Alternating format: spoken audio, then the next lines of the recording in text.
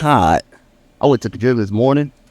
I had to do shoulder. I had to do arms today, but I'm dropping weight, man. Yeah. Yeah, I was 296 a month ago. I'm 279 right now. Wow. Yeah, so I dropped 17, 18, somewhere around there over like the last month. What's your goal? Fasting. Oh, my goal, probably about 250. I want to get down to like 250. One of my homies, he does powerlifting, right? And he was basically explaining to me like, bruh, you gotta give your body time to consolidate and get used to that weight before you can drop lower. But I wanted to do a bodybuilding competition in October.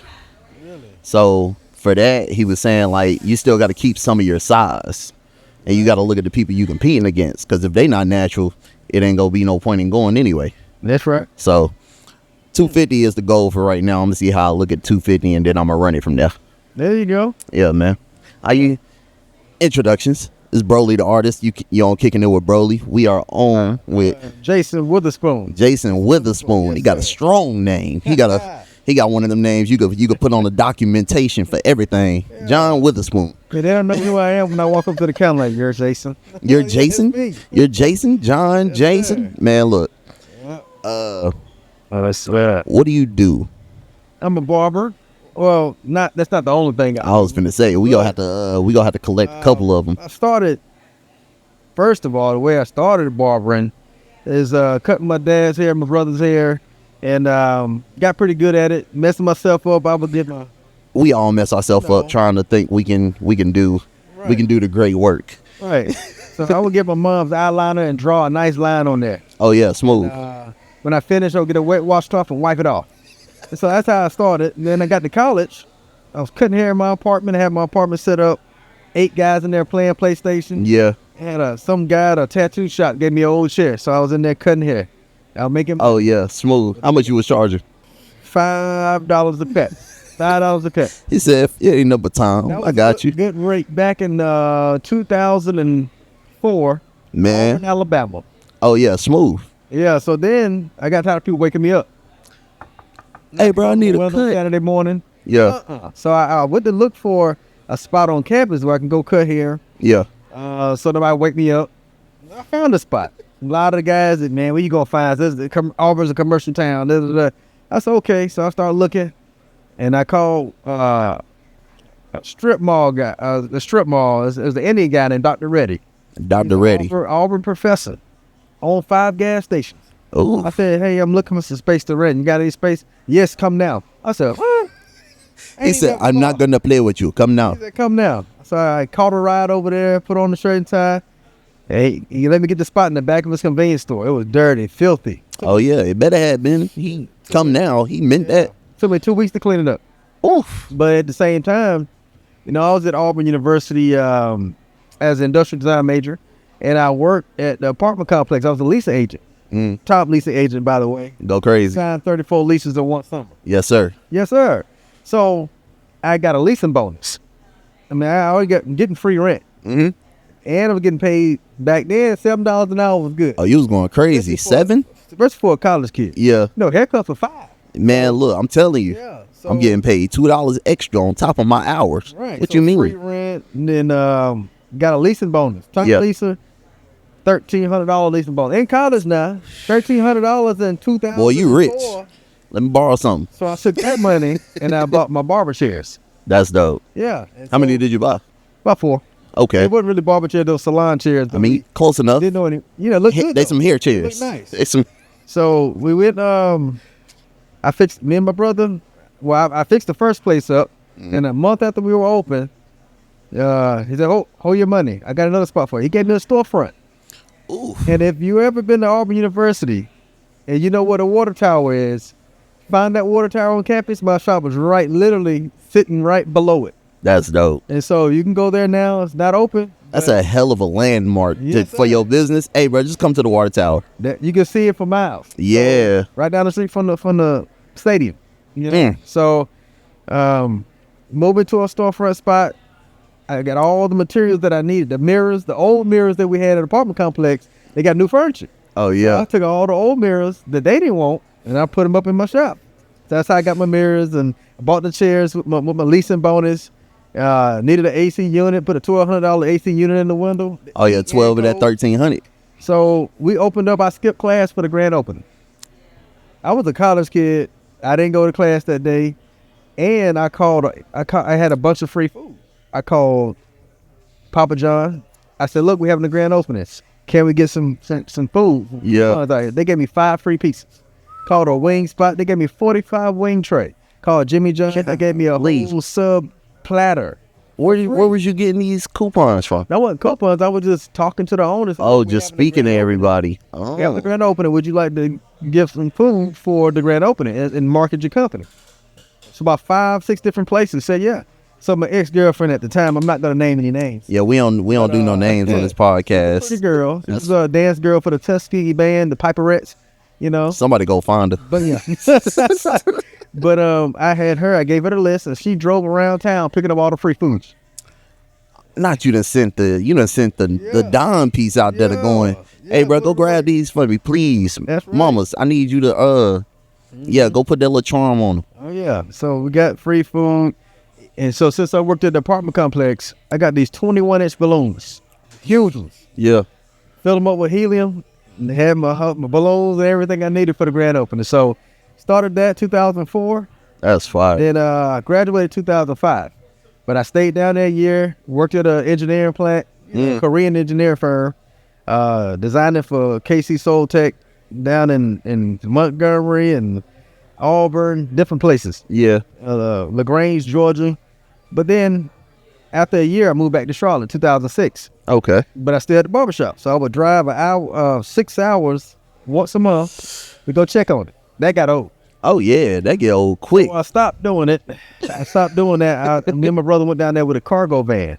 We backed it up to the back door, And just took the drink machine, Started wherever we moving wanted, let everything. The guys had the rest of the stuff, and we drove off. So we Are you born and raised in Charlotte? Are you born in Charlotte? were born in Lancaster, Born in Lancaster. Okay. Lancaster. Lancaster, you know. L.A. Yeah. Yeah, born in Lancaster, but raised in Charlotte the whole time. Okay. So, but when me and my brother, we went down there and got all that stuff, came back. That was 2010. So from 2004 to 2010. So then I got back working at not engineering firm, an architecture firm, downtown Charlotte. Designing, you drive past a job site, you see the people in the trees and how it's supposed to look when they finish. I used to do those. Can still do those. Yeah. So floor plans, all that kind of stuff. So housing market hit. 2008, got laid off. So I was working at FedEx at night. Yeah. And then I went back to my high school job during the day, frying chicken at Chick-fil-A. Oof. Yeah. That's one of them ones. Frying chicken with a degree in my pocket. Felt low. That's the lowest. I said, man, That's not. The Yeah. Next year, we did that for 1 year. Next year on around, they had a clipboard. Hey, you gonna be here next year? I'm like, hold on, man. I gotta do something. Mm-mm. So I kept saying I need to go to barber school. I never wanted to go to barber school. Didn't have to in Alabama because there's the Oh only yeah, state they you don't not. have to go to. Yeah. So I didn't have the money. And this is the kicker of the story. I didn't have no money. So how did I go to school? Yeah. That's My old girlfriend, wasn't even my fiance. I hadn't gave her a ring yet. My girlfriend wrote a check for me every month to go to barber school. golly. Didn't have no ring, nothing. Just went on a ledge. I had the thought in my head. I said, dog, I could just, after I graduate, I could just like, bye, see you. If you wanted to, yeah. But in my mind, I said, you don't bought yourself a ring. Just that fast. You don't bought yourself a ring. You don't even know these checks and stacked up. So now here's the kicker though. She was an occupational therapist, paid my way through barber school. Now she hadn't worked for the last 5 years. Came full circle. Yeah, So, as it should. As it she held me should. down, I hold her down. We hold each other down. That's it. So It's a lot of holding. then went to barber school, started cutting hair, and then I got the itch again. I didn't think I would ever want to open up another shop. So then I opened up a shop almost 9 years ago. Right beside Walmart on South Tryon, Cameron Graham. Yeah, that's why I met you. Yeah. Yep. Sir. Yes, sir. Yep. Yes, sir. Went through that whole ordeal. Then we moved to something bigger and better. This was a little bit bigger, cheaper, better opportunity. God opened up doors. That's a long story right there. Long story. But came all the way up this way, and this is our third shop. You know, moved here in July, and we're growing, looking for more clients. Yeah. Practitioners, nail techs, you know, massage therapists, stylists, braiders, all the like barbers, you know. But It's building. yeah. So now that's on the barbering side. Then we had a beverage company. And that's kind of crazy because I made this drink that when I had the flu, it cured all of that. Oh man, digestion, where acid reflux, all of that. was it herbal healing? Yeah, Yeah. like herbal. It's called herbal ginger tea. That's So that's for some fear good. of it being Yeah. called a medicinal drink, we just called it ginger tea. Spoon Farms ginger tea. The last name Witherspoon, so it's Spoon Farms. Yeah. And so we was trying to get in Harris Teeter, different places. They said, "Well, you got any more flavors? We want we want a brand." So we came out with 3 more lemonades: blueberry lemonade, strawberry lemonade, and a regular lemonade. Just something to throw out there. Right, because they want get us in the store. Yeah. So we were doing that. We had it in probably 21 stores at one time. Yep. I was making everything at the house. Yeah. I had bought equipment, bottling equipment. Oh my God. But I don't think I want to go that route anymore. That don't sound fun. You were juicing everything? Juicing. I had production days where I would just, this day I'm juicing everything. Yeah. Put it in 10-ounce increments in the freezer. When it's time to brew, I just take it out and drop it in the water. But I didn't get time. I was buying pallets of bottles, storing them in the bottom of the house. Yeah. Yeah. So I was thinking about that, but I was also thinking about the compost from that. Has to be insane. Yeah, just throw it in the garbage. Oh man, you had to get garbage picked up twice a week. Right. So that got old. Just trying to meet the demand, and we need a co-packer. We need somebody else to make it. We need somebody else to goddamn that's the thing, break we this pull work back up from for me. That's right. Yeah. We pull back from it because we don't have the time, resources. It's just we're gonna find somebody. That's still on the chopping block. We're still waiting to find a co-packer that's gonna do it how we want it done. Yeah. But in the meantime, I got a friend I grew up with, John Miller, Miller's Catering Company, and he's a chef, amazing chef. Caters all over Charlotte. He said, "Man, I'm gonna do this sauce." So it's during COVID. We ain't had nothing to do. So him and his brother start coming over, and then me and my wife. So he came up with the barbecue sauce, and we knew how to get it on the market, the labels, and all the stuff you needed to get it to the stores. So now we have a barbecue sauce on the market that's being produced by a co-packer. Was that what you were filming out there? Oh yeah. That's dope. So we don't need to make that. So then we actually just got into the PGA Tour.